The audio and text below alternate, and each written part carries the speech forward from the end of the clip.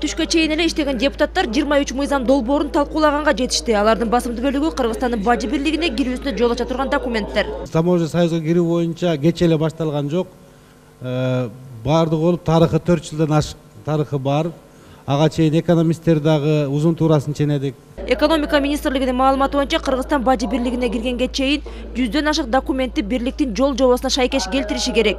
Бул жолу эл өкүлдөрү бажы жана салык төлөмдөрүнө ылайыкташтырууну карады. Оң урулдуу машиналарды алып келүүгө тыюу салуу боюнчачы. Эми ошол жерде оппоненттер айтып атат да, ушул дагы ушул бажы союзуна кирүү процедурасына байланыштуу болуп атат. Ушуга мындай түшүнүк берип койбойсузбу? Бул жерде бажы биримдиги принциптерге оң же сол жак роль автоунаалар кирбейт. Техникалык регламентте бул маселе каралган жок,